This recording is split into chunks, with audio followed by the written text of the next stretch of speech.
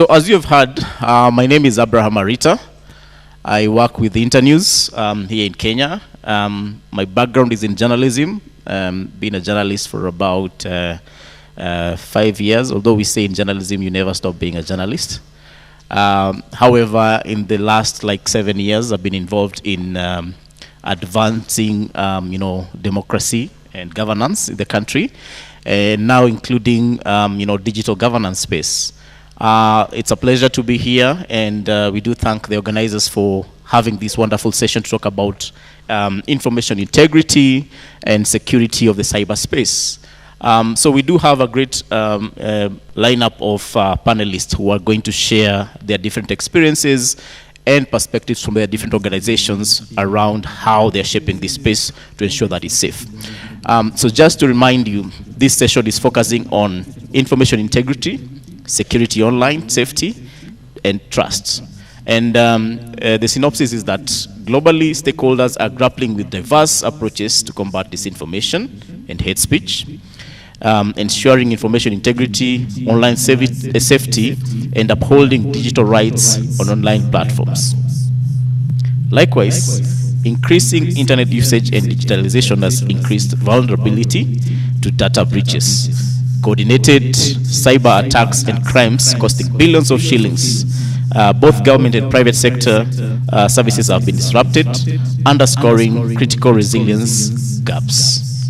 So this session will focus on ensuring the security, stability, and trustworthiness of online environment, including addressing information integrity, combating cyber threats, ensuring online safety, promoting digital rights, and building resilience, trust, and confidence in the information ecosystem. Just as you're aware, we have wasted about 30 minutes, not really wasted, but it has been utilized in the other sessions. So we'll try to catch up with time. And as we start, I'd like to ask my panelists to do a round of introduction, but as well as make opening remarks in regards to highlighting basically what the organization is doing to promote the online environment, including addressing information integrity issues and combating cyber threats in the space in Kenya. So we can start from my further end, from Lenkai. Good afternoon. My name is Lenkai Shankwa from the National Computer and Cybercrimes Coordination Committee. I'm the head cybersecurity, in particular codes and standards. Now, NC4 is just a synopsis. It's a committee established under the Computer Misuse and Cybercrimes Act. It brings together 10 entities into one umbrella to coordinate cybersecurity matters in the country. So those entities, among them are the national security organs, where we have police, we have intelligence, and we have KDF. We also have regulators such as the CBK and CA. And then we have two ministries, the Ministry of Interior and National Administration, as well as the Ministry of ICT and the Digital Economy. And also we have the Office of the Public Prosecution, that's ODPP. But recently we co-opted the Office of the Data Protection Commissioner because of the cross-cutting nature of cybersecurity and data protection. And we are all aware that the country is really digitized, and the reliance on ICTs and the related technologies is high, and we have now seen pronouncement of having a digital governments, where the government has emphasized on having a single shop for access to all government services in an efficient and effective manner. That also has promoted opportunities for industry, has also promoted creation of, or an environment where we as citizens could interact, share opinions, and conduct our business. With such technological transformation, there are also glaring criminal elements who take advantage of the space to conduct criminal activities such as sabotage to systems, that is denial of service attacks, also attack systems, make them unavailable through ransomware. We also have some social manipulation and an attack on our social fabric where harassment, bullying, and scams, as well as all the manner of criminal activities in that space. So the country saw it better to have to strengthen the legal framework and the institutional framework. That's why we have the CMCA, the Data Protection Act, and other laws that tries to address and manage the situation. Also, the likes of NC4, KESAT at CA, and the Office of the Data Protection Commissioner also are some of the institutional frameworks that comes in to help in managing and mitigating from the effects of attacks. So statistically, the internet penetration in Kenya is quite high, with at least 30% of the population can access internet. And we have the phone subscription is way more than our total population. According to KNBS, we are around 54 million Kenyans, but surprisingly, we have more than 67 million SIM cards. That means some of us even in this room could have 5 SIM cards, 10, 6, and more than 1. So if we have 3 internet or 3 providers, somebody could be having a telecom line, a fiber line, a Safaricom, 2 Safaricom lines, a telecom one, an Airtel line. I don't know whether we have now a U, but U is Airtel. So that shows you the level of adoption of these technologies. And so, thank you, Lenkai. I think there will be more questions to explain all the mandates. Thank you. Over to you, Carol. As you introduce yourself, please explain what strategies the organization is doing to basically combat disinformation, promote information integrity, online safety, and build public trust in online platforms ecosystems. Thank you so much, Marita, and good afternoon to everybody in the room. As Marita has said, my name is Caroline. I serve as the Executive Director of Mzalendo Trust. For those that have not interacted with us, we are Kenya's premier parliamentary monitoring organization. We keep an eye on Parliament, and we do so through 3 broad areas of promoting openness, inclusion, and accountability. We are a civic tech-focused, civic tech-led organization, and since inception, we have been at the forefront of working on the intersectionality of, tech, civic engagement, promoting the inclusion of different sectors within the space, and basically just ensuring that there's accountability, especially around the legislative area, which is the core to our work. So in terms of digital governance, it's an area that we started working on more intentionally during COVID. During COVID, you remember there were issues of digital surveillance, everybody moving to the virtual space, and the need to protect, data, personal data, and all that. And that year, with support from CIPESA, we undertook a research just to understand the digital landscape in Kenya, and we wanted to know, different facets, be it digital penetration, be it usage, be it distribution, and inclusion of the space. And since then, we have moved on to implement other programs touching on capacity building, touching on citizen awareness of legislative proposals in Parliament, touching on data.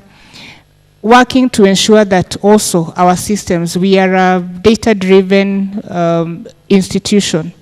And so whether it's from our various platforms, we will be, for lack of a better word, harvesting various facets of data. And so it was important for us to then ensure that we are engaging the different duty bearers to ensure that, number one, we are compliant, and number two, that we are instituting measures and mechanisms to ensure data protection for those that we work with.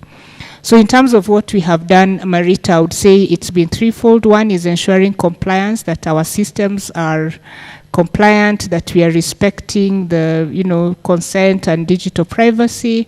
The second one, and which we have invested very strongly, especially within the political space, has been capacity building.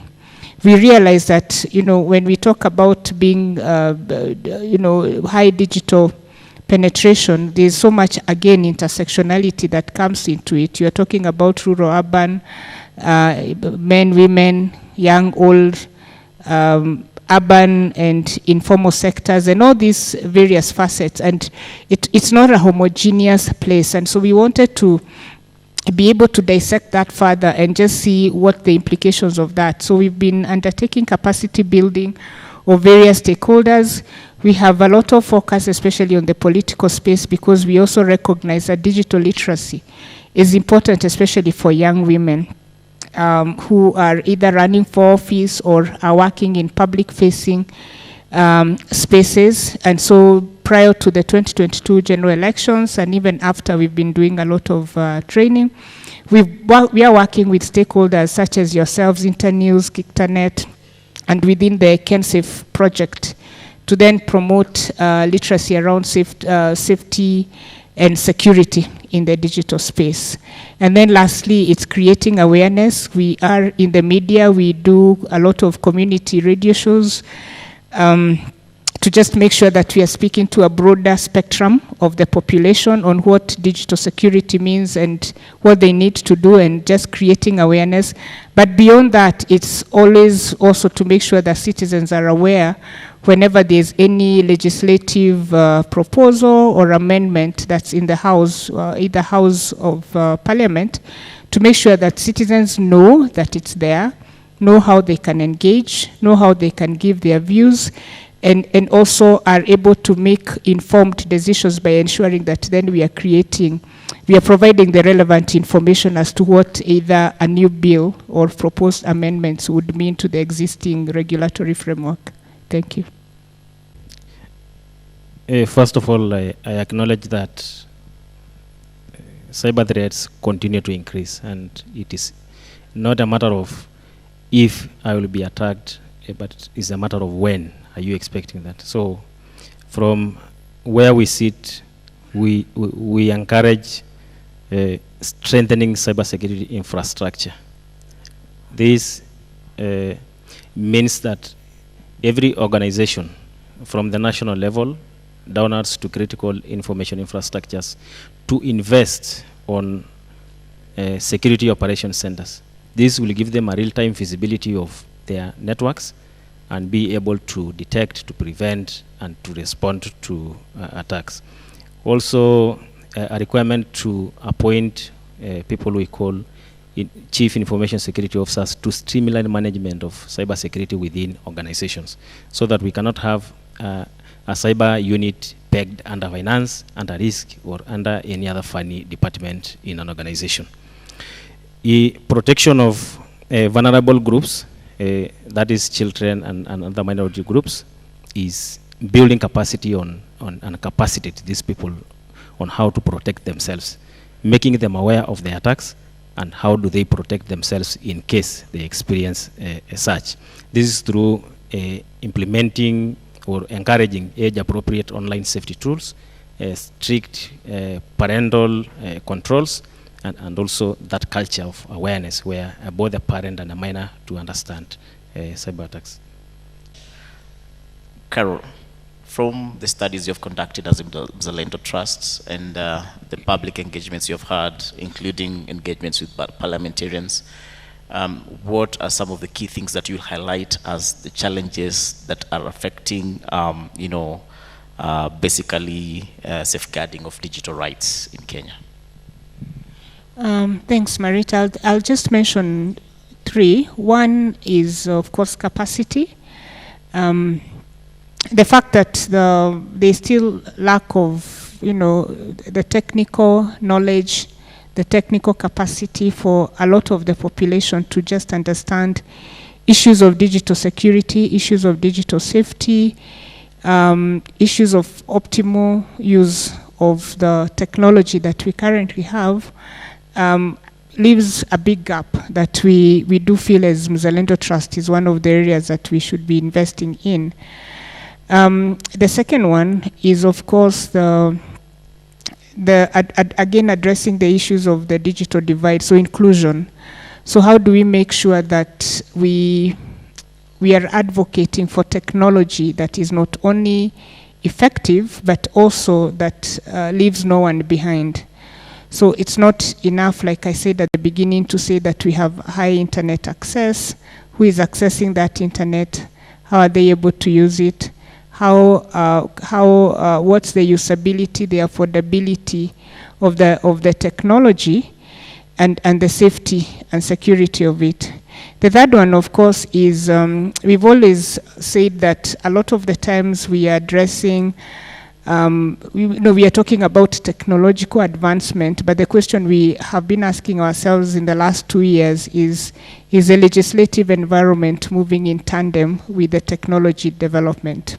So, for example, now if you're talking about AI, and in this day and age, anyone with the capacity, you can sit down and come up with a law, or you can sit down and analyze a bill, or give your opinions. In some meetings, we've had cases where an MP has come up with an AI-generated legislation at being tabled. I'm not sure it has happened here. So the question we've been asking then, how do we ensure that on the supply side of it, that's a legislative parliament itself, that we are also creating an agile, technically equipped legislation and legislative house that has the capacity to understand technology and make sure that we are making laws that are moving with the times. Because a lot of times you find that a number of the laws we have, if put to the test in court over some of these emerging issues, technologically emerging issues, they cannot stand the test of time. So within some of the work that we are doing is working with the different committees of the House and the caucuses to then build an agile, technologically survey and informed House that then is not only generating legislation that is responsive to the times, but it's also futuristic in future and anticipates the sort of technological advancement that we are seeing now. Yeah. Lenkai, over to you. As you wrap up, what is the one policy recommendation or best practice that you would suggest to make this space safer? One recommendation is we need to formalize a structured way of how we talk, all of us in the same table, so that we have a voluntary oversight where it is transparent, accountable, and the reports or the findings will shape our legal processes as well as enhance public awareness. That will actually brings a situation where we are safe online. We give a secure environment where also we protect the fundamental rights as guaranteed in our constitution. So working together is one of the things. Maybe something else is on, it is a high time we pull resources together to implement these policies. We have a lot of policies in place. We have a lot of laws. We have a lot of strategies. But we are not really putting resources to implement those strategies. So we talk so much on coming up with policies, coming up with strategies, coming up with standards, but we are not implementing them. But if we work together, I think with the few resources we all have, we will be able to implement to a good extent. So thank you so much. Thank you very much, Lenkai. Transparency and also participatory. Gaita, over to you. Thank you so much. Technology is an enabler, but it's also an impediment to good governance, to participatory governance, to inclusion, to accountability. So I think for me, two big takeaways. One is responsible use of technology, and that only happens, again, if we have the right knowledge, if we have the right capacity. So institutions such as ours and many of those represented here, to keep investing in training and building the capacity of everybody to understand risks and opportunities from technology. The second one is, of course, to keep demanding accountability. The fact that there are risks that technology poses should never be used to curtail freedom of expression, freedom of information, and all other resultant rights that relate to technology. So we must keep pushing that. And then lastly is to keep ourselves in the know, especially around the legislative developments, to make sure that then they are not, there's no mischief, especially in the number of amendments that come in that would then curtail that same freedom that technology facilitates. Thank you. I would like to request we get questions from the plenary, and I want to become Moses, so I want to divide this room this way. One question from here. Mr. MC, please help me get the questions. And the suggestion is that they come in front? Yeah? Yeah, before they do, let me allow 1 minute to this team here to please say something about what Menga has mentioned around the court order. A minute, please. Go ahead. All right. Thank you very much. My name is Dimas Kiprono from the International Commission of Jurists. So today, a few partner organizations, ICJ Kenya, Paradigm Initiative, Kenya Union of Journalists, Bloggers Association of Kenya, CIPESA, and Katiba Institute filed a constitutional petition basically challenging internet shutdowns and arbitrary interference of internet in Kenya. This follows patterns of disruption that we saw during the protests last year, and also the blockage of Telegram platform during national examinations in 2023 and 2024. And our main contention is that there was really lack of legality in terms of what laws were the government relying on when they blocked the internet. Was it proportionate? Did it pursue a legitimate aim? And so we are asking the courts to intervene, and we are saying that there needs to be at least even judicial oversight over the state and some of the actors in terms of when they decide to obstruct our ability to seek, receive, and impart information online, which is actually very important for our civil and political rights, as well as our ability to do commerce and to access economic and social rights. And so today, after the court received our papers, High Court Judge Bahati Mwamuye has issued an injunction to the government stopping them from disrupting the internet, and this extends to other actors. So it extends to the Ministry of ICT, to telcos, and also the Communications Authority of Kenya. And so we are happy that at least for now, until the case is heard and determined, our online space is protected. Thank you very much. Thank you very much. That is good news for those of us who want to protect this space. Please, your hands again. Anyone who has a question for Sylvia, I know she said she wants to leave immediately. There is one there. Please come. And then the second one, a lady. Sorry. Okay. Third question on this side. Any question on this side? Yes. Please come. Go ahead. Yes, my name is Ken Ruto. I come from an organization called North in Eldoret. And my question goes direct to Meta, Sylvia. Sometimes you come across this technology facilitated gender-based violence online. It has been written in my language and I have been attacked.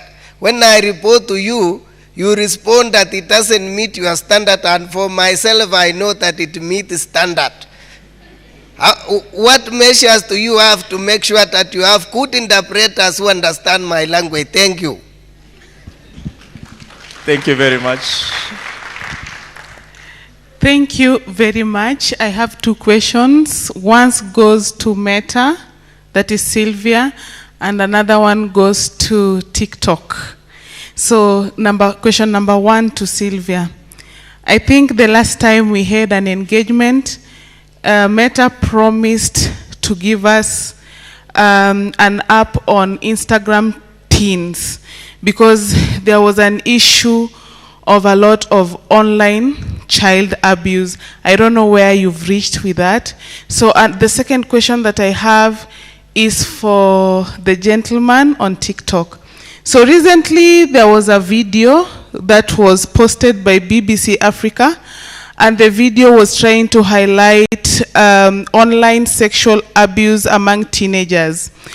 And the report that the TikTok team had from Kenya, they were saying that at night there are not enough people to manage what is posted online and flag that whatever is posted online is actually destroying children and also is abuse to people. So there was a report that was there that in terms of manpower, there are few manpower to manage TikTok. Since TikTok is the most used app in Kenya. So regards to that. Please make the question short. Yes. Regards to that, what are you doing to curb this issue? Thank you. Thank you. One question, please. Short and precise. Thank you, Mr. Moderator. And thank you, our speakers. Mine will go direct to my brother from NCA, Mr. Lenkai. My question goes to you concerning the drone use and purchase, whereby we see now, like our neighbors, some have decided to purchase drones private. Now, under your docket, and to make sure that the citizens are in safety hands, what is your roadmap towards the purchase and ownership of drones within our borders? And my last question to you, I had only two questions. In the cybercrime, on the side of the citizens, how have you arranged to bring that knowledge, the sensitization, so that the cybercrime within the country goes down? Thank you very much. Thank you very much. Last but not least, Mr. Lenkai. Yes, let me start by answering the question on knowledge on cybercrimes and capacity building initiatives, where I can say that we are doing much on creating public awareness on online scams and the related cases within the space. And the Ministry of Interior and National Administration is championing what we call cyber desks in every police station and police post, where from the lowest level we are able to report and we can see case end to end. And then also building capacity for the national administrative officers, that is chiefs, village elders, and the others, to understand the cybercrime, because they are the one who interact at the lowest level of society. However, CA, I know, works closely with Kiktanet, TESPOC, and CSOs, which is also another avenue for NC4 to create more awareness on cybercrime. The issue of drones, that is out of our scope. I think the Kenya Space Agency is the one that regulates drones and all those other things. So I think that is out of our scope. So I don't have an answer for how we can regulate drones. Thank you. Thank you very much. Allow me to say thank you to all the panelists and apologies for the delay in starting, especially for the online ones. But we are done. and would like to take a group photo as you help me in uploading all these wonderful speakers for today.